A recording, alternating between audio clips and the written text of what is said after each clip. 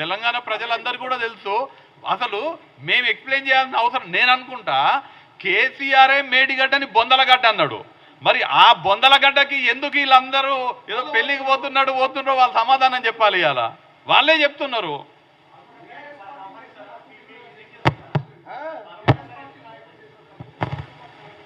Congress party ప్రజల ఆకాంక్షలను గుర్తించి రాష్ట్రంలో ఉన్నటువంటి సాగుకి యోగ్యమైనటువంటి ప్రతి ఎకరాకి సాగునీరు అందించాలనే కృతనిశ్చయంతో ఉన్నటువంటి పార్టీ ప్రభుత్వం కాంగ్రెస్ ప్రభుత్వం.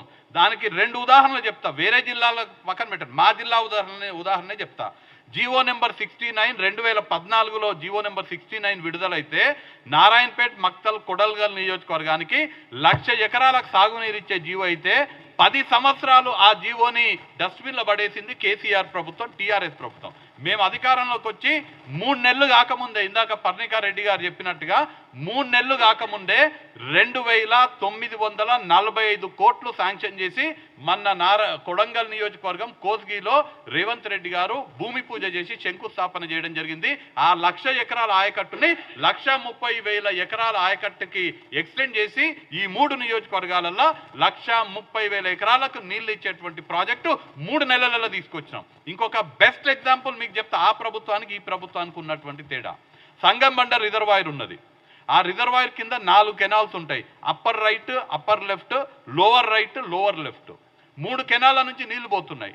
Lower left కెనాళ్ళు పూర్తయినాయి. కెనాళ్ళు పూర్తి చేసినాం మేము. కెనాళ్ళు పూర్తి చేసినాక నీళ్లు పోతలేవు. ఎందుకంటే ఆ రిజర్వాయర్కి కెనాల్కి మధ్యన ఒక బండ ఉన్నది. సంగంబండ ఊర్లో ఆ బండ అంటారు. ఆ బండ ఉన్నది. ఆ బండ తొలగించనీకే ఆ గ్రామస్తులు ఒప్పుకోవట్లేదు.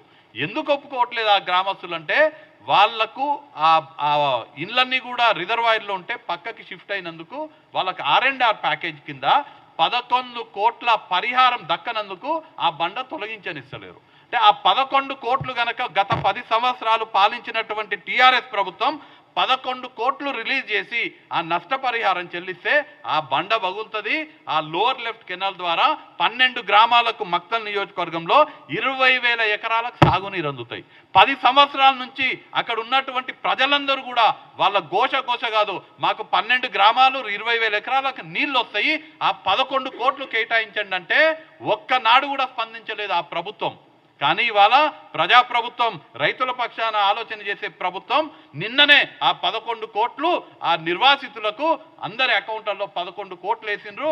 రేపు ఆ బండ పగలగొడతాము.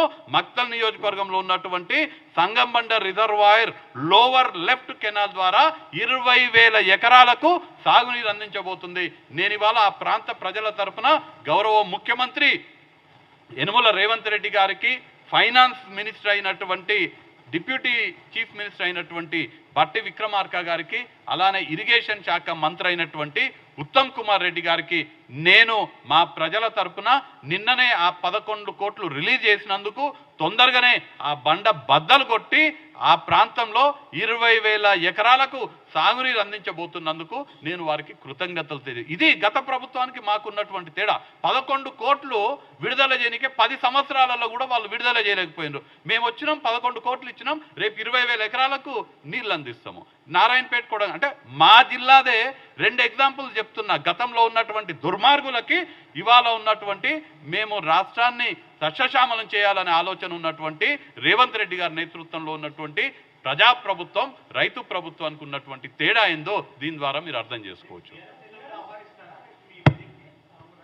మేము మేడిగడ్డకు రమ్మంటే రాలేదు. ఇంతకుముందు ఎన్నిసార్లు చెప్పినా నేను, రండ్రా నాయనా చూద్దాం ప్రాజెక్టులని మొత్తుకొని